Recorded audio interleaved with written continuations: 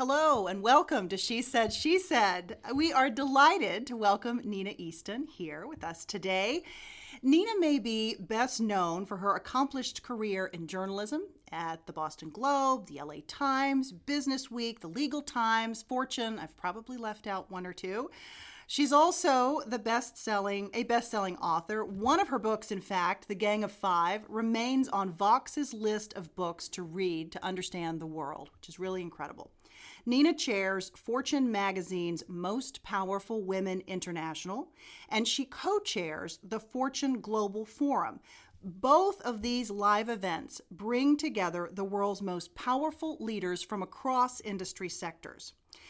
Now, most recently, Nina has shifted gears into a more entrepreneurial venture. We're going to talk about all of this and much, much more. But without further ado, Nina, welcome. We're so delighted to have you. Laura, it's so fabulous to be here. I talked to you when you were just thinking about doing this podcast, and it is so exciting to see it come to fruition and to be something that's incredibly compelling and impactful. So I wish you the best of luck. Thank you. It's great to be here. Thank you very much. I should admit, despite the fact that we're friends and you're a great supporter, it is a bit angst-inducing to be interviewing the world-class interviewer. Well, I'll learn much from you. You are very kind. You have been very, very kind. You have had an amazing career in journalism, as I mentioned earlier, and it's allowed you to spend quality time with the best and the brightest, the most famous, most successful people that any of us could name in the world. What have you learned from these people, from this experience with Fortune and elsewhere? Well, I've learned a couple of things. One, I started my journalism career, particularly with the LA Times Sunday magazine, and then following up with a book I wrote on the rise of the conservative movement, and at the Boston Globe, and again at Fortune. I really tried to defy conventional wisdom, and I sought out figures, whether it was in politics or economics, that reflected a view that wasn't necessarily being heard in the mainstream media, so to speak. So I think it's important. What I've learned is there's great stories and great points of view that aren't sitting right in front of you. I've learned about leadership and great leadership, particularly through the Fortune events, which are Fortune 500 CEOs and great entrepreneurs. I've learned that success, and particularly in business and in building things, isn't a straight line. It's a zigzag. And great leaders, as my partner Patty Sellers likes to say, great leaders weren't born that way. They faced headwinds, they faced doubts, they faced difficult times. And these are the great stories. These are what makes a great person, that it's just not linear. You have the benefit of talking with both women and men leaders from around the world. Do you see differences in leadership qualities? Are there things that women do differently than men? Or at that level, is it kind of all the same? Women face very different things, of course. Women face raising a family while moving up the corporate ladder, for example. Indra Nooyi, the CEO of PepsiCo, has said to me a couple times she has a daughter who never forgave her for never being home while she was doing this, her grown daughter. It's a difficult journey. It's more difficult for a woman. I know it was more difficult for me, coping with a family while building a career. So I think you have to start from the premise and the reality that we face different obstacles along the way, not to mention the obstacles that you might face just inside any institution that tends to be dominated by men at the top. So there's a lot of effort and attention that's going into increasing the number of women at the top. You talk to CEOs every day who are doubling down on efforts to increase the number of women that are at the top, increasing diversity across the board. And yet still we're at about 20% in terms of the number of women in the U.S. Congress, and it's even lower than that when you look across the C-suite, whether it's corporate boards or CEO positions or CFO positions, essentially the positions that ultimately would become corporate board positions. Those numbers are still really low. What's not happening? What's not working? Well, what they're finding is there's a pyramid. So at the bottom of that pyramid of any organization, it tends, leaving aside Congress, of course, but in a company, it tends to be 50-50. 60, it might be 60-40, women, men. But as you rise up that pyramid, that's when you start losing women. And the challenge that companies have faced is that women get into that middle management position, and they either, for a couple of reasons, they take a track that doesn't get them to the C-suite because of demands of family, for example. They might not want that track that takes them to the C-suite. There is also not necessarily enough mentorship coming from the top. Now, companies are very focused on trying to create that mentorship to get more women up in leadership positions. But Laura, you've been inside a major company. I'd love to hear your perspective on it. Everybody has a different view of why women kind of start falling out of the leadership ranks as you get to the top. They're very conscious of this. I think most big companies are conscious of this. Although there's a lot of companies like below that very top with less broad-minded leadership that don't even think about it. They've got, they've got a C-suite full of men, and it doesn't bother them. But I think generally, the more enlightened Fortune 500 C-suite executives are conscious of it. What's your view? Clearly, every organization is a little bit different, but I think there's a lot of different elements that go into why women leave. The work environment, as you just said, the demands of family, and it's not just women having children, but it's also caring for older parents. There's a lot of life circumstances that sometimes big corporate jobs and those big C-suite level jobs have been historically much less forgiving. But still, I do see a lot an increase in open-mindedness as it relates to being more accommodating, being more aware of the fact that these are life circumstances. And if you don't try to make accommodations for that, you're going to lose people. They're going to make other choices. Part of the reason why, I felt strongly, felt strongly about creating a podcast like this was to showcase different models of leadership. That sometimes we look at leadership and you sort of look at it from one dimension and not from all the other dimensions in which women are leading and serving as role models in ways that we may not immediately appreciate. And it's interesting, Laura, that you mentioned those lifestyle choices and demands. It's interesting that you're hearing from companies that millennials, the talented millennials that they want to recruit, actually have a lot of the same desires that women do. They want more balance in their life. And, as we know, a more balanced life often leads to more balanced decision-making. Absolutely. So, Nina, you have the benefit of being able to look at leadership from a global basis as well. What difference do you see in women's leadership around the world when you talk to women leaders who are not in the United States? Are there big differences? Well, I think for one thing that we find is that women in the top ranks of the private sector are more prevalent in the United States than in Europe, for example, but women in Europe tend to be more in the top ranks of the political system. So it's and in China, for example, you see a lot of women entrepreneurs, self-made entrepreneurs. So women are finding their place in different ways. They're finding different routes around the world. But it's interesting, Laura, how many things are similar. So I just got back from Saudi Arabia doing a project for our company. And women in Saudi Arabia, of course, it's very different from anything you could ever imagine coming from the United States. But coping with men and getting men to take you seriously is something that they're facing as they start integrating, because now there's more gender integration there. They are facing that in the same way that we face it in our own daily life. The stories are so similar. So a woman walks into a room full of men and decision makers, and she's a legitimate decision maker. She's facing that difficulty of being taken seriously. And I think back to an interview I did with Christine Lagarde, who's the managing director of the IMF, fabulous woman. And she talks about how when women come out to speak in a meeting or stand up to speak, invariably men take out their Blackberries or their iPhones and start doing email. Right? She hates that. And I said to her, so what do you do when that happens? Has that ever happened to you?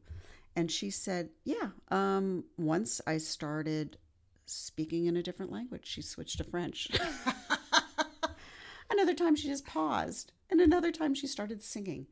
But this question of getting taken seriously by the men in your work environment, in a decision-making environment, that's something that is, I think, global. I mean, we saw that even during the Obama White House years. There were women early on who were saying, we're not included in decisions, we're not sitting at the table. And that was considered, a big progressive, diverse White House. So I think it's everywhere. It's so interesting. So I know you've just returned from Saudi Arabia, as you just said, and really interesting development where women for the first time are going to be able to drive legally as of this summer. And you had a chance to talk to some of these women. What was that like, and how does that impact their role in society from the standpoint of leadership? Well, a lot of it, you have to keep in mind, is cultural. So there's great fear culturally about women driving. Why? And there's surveys that have been done on this.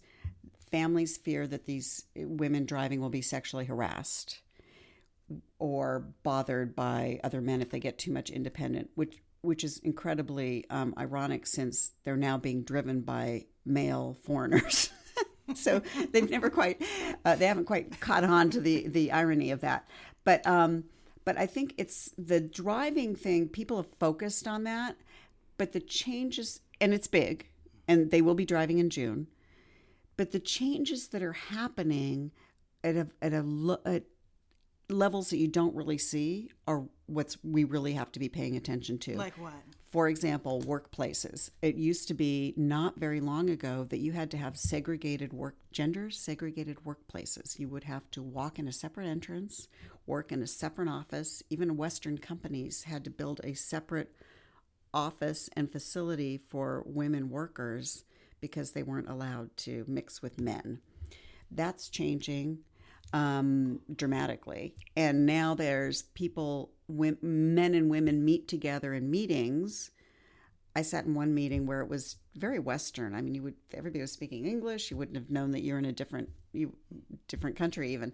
But then women go back to their kind of respective offices, where those offices are separate from the men's. There's still a sort of sense that it is too uncomfortable for men and women to have offices side by side, but it's okay for them to meet together. So that's sort of where they are now. Mm-hmm. So that's happened. There was a soccer game, meaning a football game, not long ago, where women were allowed for the first time and were able to sit with men. There's concerts now. There weren't concerts before, so men and women can participate in concerts together.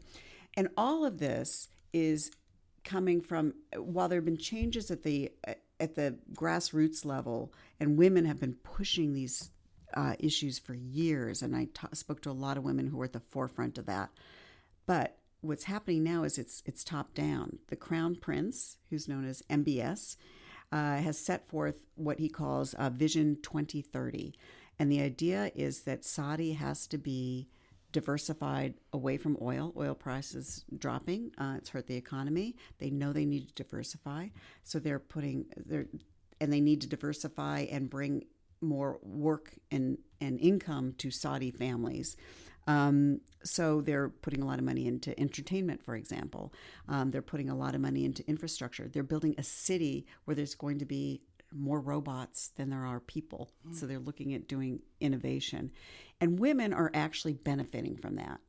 And he has actually talked about, the Crown Prince has talked about the fact that women in Islam were there's history of them being powerful. The Prophet's first wife was a very powerful entrepreneur, a trader, and he talks about that openly. So the fact that he has said that is okay, that has sort of muted the hardcore conservative religious voices for now. I mean, you never know. There could always be a backlash, but the level of resources and money and attention going into this this Vision 2030 to move the economy in that direction suggests that these changes are probably here to stay. This is my bet that they're going to continue. Mm-hmm. What about the impact on the broader Middle East? All of that is so fascinating. Well, Saudi Arabia is actually the most conservative of any Middle Eastern country, particularly like women driving. I believe it's the only country that banned women from driving. So that's symbolic of that. But I think in the broader Middle East, these are still culturally conservative countries. And they're not going to be westernized. They're going to be modernized, but they're not going to be westernized. And I don't think anybody should be looking for that. I don't think in Saudi Arabia, for example, you're not going to see women suddenly stop wearing the abaya. They're going to wear colorful abayas, but they're not going to stop wearing that.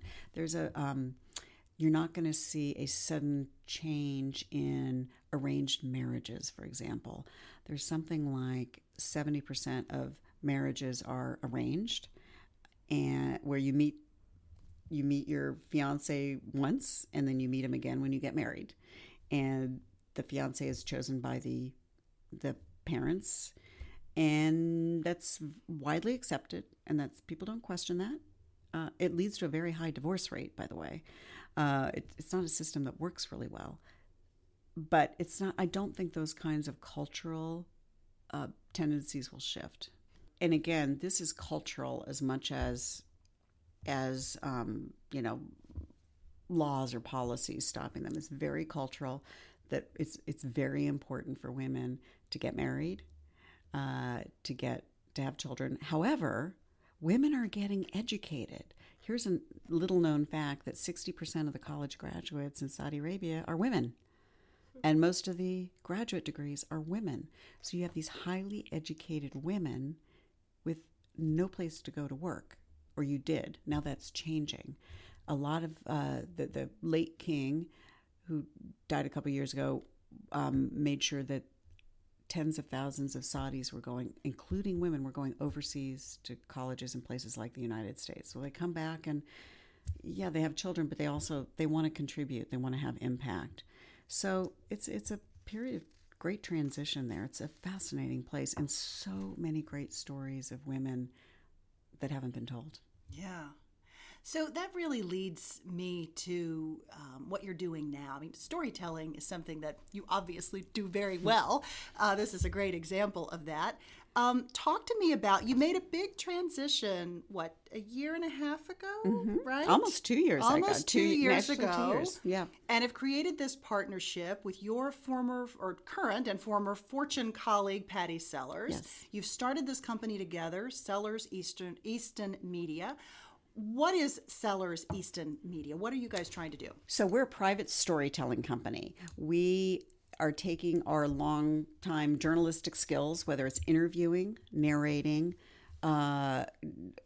being on stage, filming legacy films and videos and so forth. We're taking those skills to private clients. We believe that there are so many great stories out there of impact makers.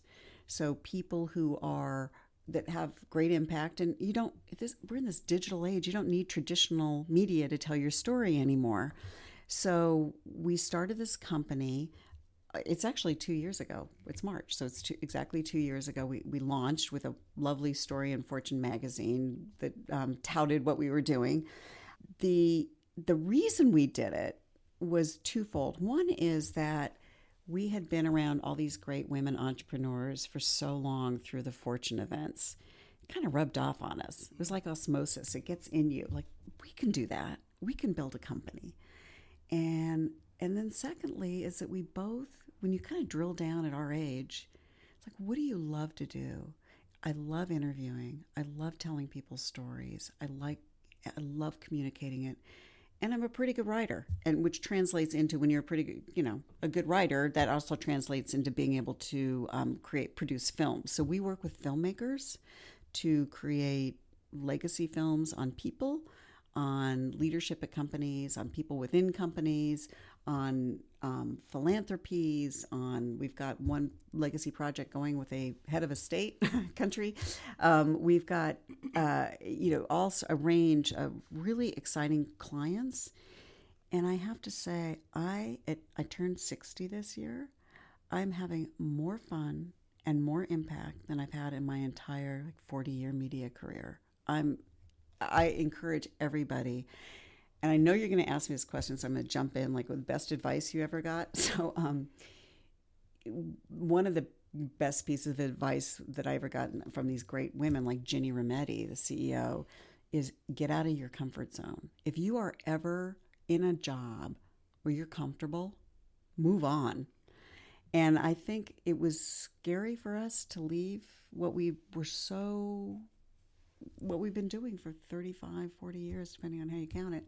I was editor of the Daily Cal at Berkeley, so that goes way back to the late 70s. And we got out of our comfort zone, and we took a big leap and a big risk, and we're loving it.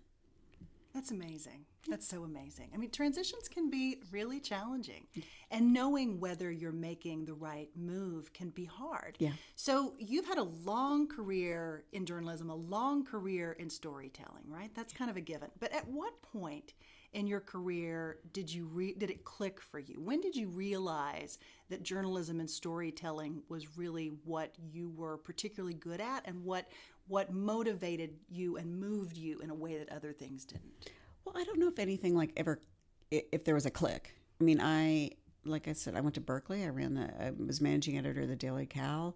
I came to Washington. I co-wrote a book, not to date myself, but I co-wrote a book on the Reagan administration called Reagan's Ruling Class. I was 22 years old, and my co-author and I were interviewing everybody from Defense Secretary Caspar Weinberger on down, the CIA Director William Casey. I mean, we were able to get extraordinary interviews back then, and it was a Washington Post bestseller. It got a lot of attention in Washington, and yeah, I loved doing that.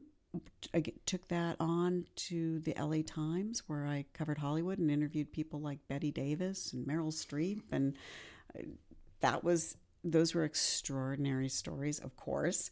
And then I was at the LA Times Sunday Magazine, where similarly I went back towards politics, which is my first love, and did a lot of interviewing and obviously and profiles for the LA Times Sunday Magazine. And out of that grew my book on the rise of the baby boomer conservative movement. Gang of Five. And what I did was, rather than just do a book, a straight book, I did narrative stories. I built it around key players in the movement, people who came onto campus in the 1970s rebelling against the liberal culture there, came to Washington with Reagan in the 80s, and of course spent most of the time fighting the mainstream Republican Party because they were kind of activists at the time. And then in the 90s, spent their time fighting the Clinton years and the Clinton administration. But I told the story of the rise of this movement through 5 central characters and their interwoven lives. So I've always kind of geared toward telling people's stories in the context of policy and in the context of history, because that, at the end of the day, that's what it's all about. I've always believed that presidents, for example, rise or fall on their personal character, on their characteristics, not on their ideology. And I think we've seen that in recent years. Predating this president, it's really a lot about who they are is what affects their presidency. Mm-hmm. It's fair to say this book had a big impact. Writing this book, Gang of Five, had a big impact on your view of the world and your personal ideology. How did that come about? What was it about the experience of writing this particular book that impacted you? Well, I graduated Berkeley and was a good lefty, journalist, but a lefty. And I, first of all, with a personal experience, and then through my reporting, drifted to become more conservative, free market person. And my first experience, frankly, was in my 20s when I was a big sister to a young woman, well, young girl. She was 13 years old. She was from inner city DC. Like a mentorship type. Yeah, I was a big mentor sister. to Yeah. her. And she wanted to get pregnant at age 13. She didn't have a boyfriend or anything. She wanted to get pregnant because all her friends were pregnant and, or had had abortions. And it was clear to me at the time, this was in the 80s, that the welfare system was promoting this, and that if you were a 13-year-old girl and you were thinking like a 13-year-old girl, wow, you get a welfare check. I get to move out of mom's house, so I can't stand right now, and have a baby. I mean, it's a very kind of immature reaction, and that really made me understand the how detrimental our welfare system had been. And of course, it was under Bill Clinton that we reformed welfare. And it was a really, I believe, a great moment in time With a Republican Republicans and Democrats came together and reformed welfare. And Clinton ran on the theme, end welfare as we know it. So that combined with, I did a story for the LA Times on the foster care system and how that was creating basically homeless kids who graduated out of the foster care system at age 17.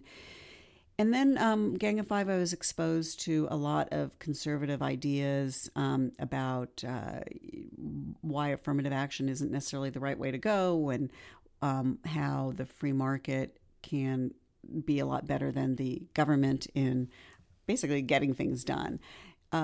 So I became far more of a conservative and independent thinker, though. I mean, I was on Fox News as a commentator for more than a dozen years on the primetime shows. I was able to have a seat at every single presidential convention, every single election night, every single State of the Union message. It was a very exciting time.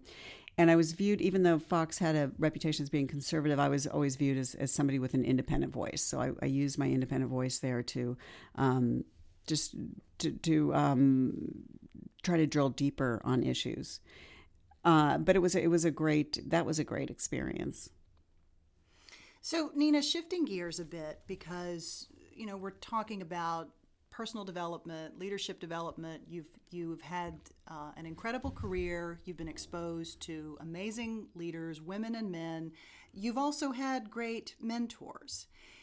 With the focus on the Me Too movement, there were some awful, awful things that happened. Lots of awful things happened to a lot of people.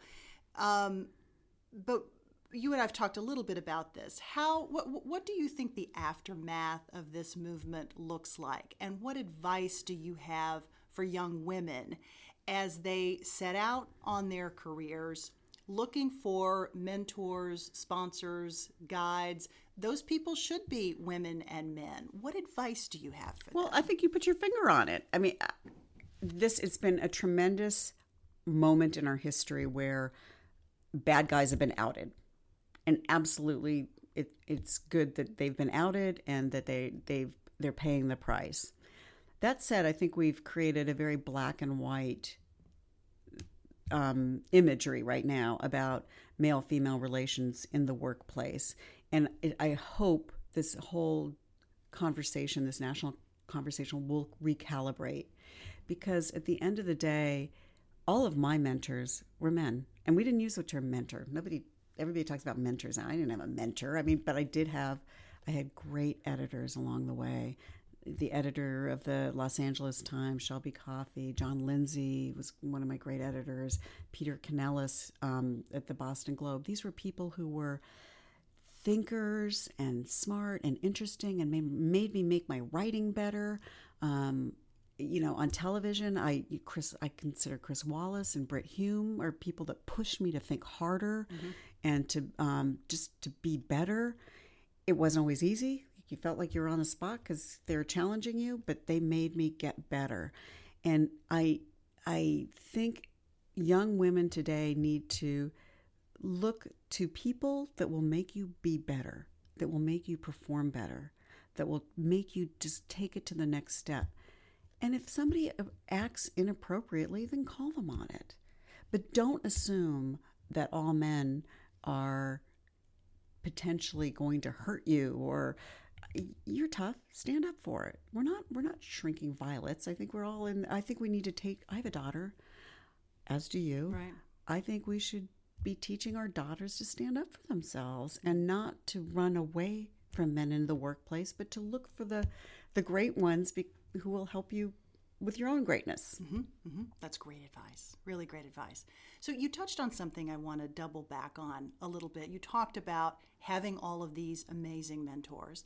And I'm assuming part of what made them amazing is that they were willing to give you feedback. Feedback for a lot of people, women in particular, can be hard to hear. We sometimes will hold ourselves to a standard of perfection, and then when someone gives us feedback, we're like, ouch, that really hurts. Oh, right. I'm not perfect, by the way, right? None of us are perfect. Right. But what advice do you have for young women on learning to receive feedback? Oh, that's interesting, Laura, because I think you put your finger on it in some way, because it's possible that women are more thin-skinned about feedback than men. And I happen to be in a profession where it's all about feedback, because your pieces are edited and you are forced to rewrite your stories. And let me tell you, I shed a lot of tears. It wasn't easy.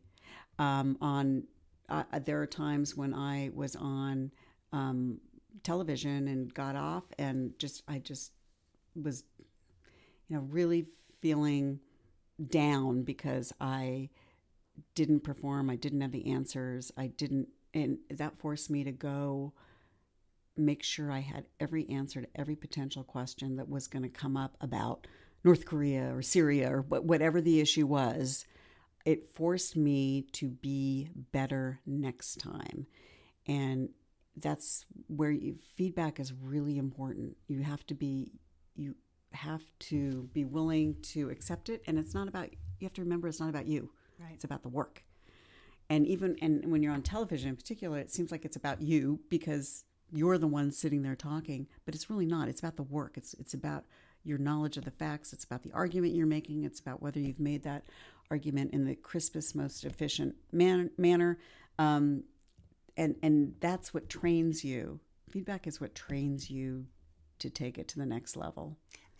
And I think what you just said is so interesting.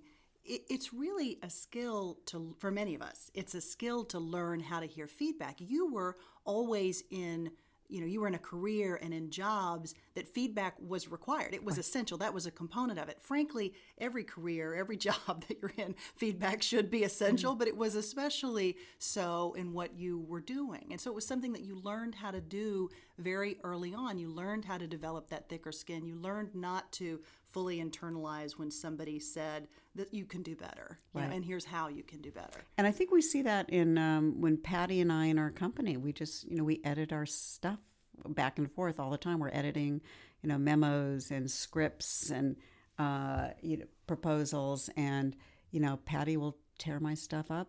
I'll tear her stuff up. We rewrite, and we don't even think twice about it because that's what we've been trained to do. This is a bit of a self-serving question. What's your advice for doing the best interview? Whether you're going into a job interview, being interviewed, doing an interview, or hosting a podcast, as the case may be. What's your best advice for... follow Laura's footsteps. There's two things. One is preparation. So I always do pre-interviews if it's possible, and I always research very much in depth whoever I'm going to be interviewing. So I would say preparation is number one. And the second thing is listening. Don't just have a list of questions and, just throw them at the person. I was actually counseling, talking to a big group of women several weeks ago, and we're talking about storytelling just in terms of as it relates to your parents or grandparents. If you want to get their story on tape, or don't just sit there and read off a list of questions. Listen to what they say and then pull the string. I did this interview with my dad for an hour and a half interview, and I pulled the thread and learned the most amazing things about my dad because I listened. Things you didn't know. Things I didn't know about how he was I knew his mom was an alcoholic, but his parents would like leave him home alone when he was 5 years old, 4 and 5 years old, and how scary and awful that was, where they'd go off partying and leave him alone. How he'd go on trains by himself at age 6 and how scary that was. I just learned so much about my dad that explains how he deals with family issues now. And so, but I wouldn't have done that if I just, been asking from a list of questions. You need to really listen to people. Mm-hmm, mm-hmm. Where does confidence come from for you? Confidence can be very elusive for people. But for most people, there's something that gives you that sort of strength and courage to put one foot in front of the other and keep going. Where does it come from for you? I think for me, it's funny. I think it just comes from intellect, to be honest. I read a lot. I write. I don't get inside myself. I always encourage young women read, because if I worry about me and how I'm doing, or just I find a lot of young women too self-involved, and I think you have to like get out of yourself and be reading things and be like engaged in the national conversation or whatever conversation it is, whether it's about business or politics. And I think that gets you, if you're thinking about that, you're not thinking about yourself, and then you like sort of automatically more confident. Mm-hmm. It's sort of just doing it. Being interested. Right? Just being interested in the world. You're interested in the world. I guess that's the way to put it. More than just like being interested. If you're interested in the world, you're less focused on yourself and you're more confident. That said, I think the imposter syndrome that women talk about is real. I interviewed a woman who's the head of a college, and she's very prominent. She's very involved in STEM issues. And she says, and she's 65 years old, she suffers from, as she calls it, imposter syndrome, and it's gotten worse, as she says, as she gets older. And I've had those moments too. I'm not like totally confident at all. I've definitely felt that. But a lot of it is, you get past it by getting outside of yourself, thinking outside of yourself, and also just doing it. Mm-hmm. Do it. This notion of imposter syndrome so far has come up in every single interview that we've done on this podcast. I know you've interviewed Christine Lagarde. She's talked about imposter syndrome. It's a very real thing. And you said something really interesting, that for you and for a lot of people, it gets worse with age. That's so fascinating, because I completely agree with you. Why do you think that is?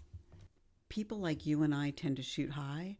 And of course, you're never going to get all the way up there, because you're like you're just shooting so high. So that's, and I actually I'll give this exercise to your listeners, which this college president gave to me. We all have to-do lists as women, right? Put away the to-do list and take out your have-done list. Mm-hmm. Write down 3 things that you've done just in 2018 that you're proud of, and read it. Start focusing on have done, and that'll give you more. We're always moving to the next thing. We need to think more about our have done lists, and not just focusing on the to-do list, because the to-do list, all it does is grow and evolve, and it never goes away. But the have done list will actually feed your confidence. Nina, thank you. This was terrific, really terrific. Thanks, Laura. It was great to be here. You can find out more about Nina via our website at www.shesaidshesaidpodcast.com. Please don't forget to subscribe to She Said, She Said podcast on iTunes or wherever you listen to your podcast. Thanks for listening.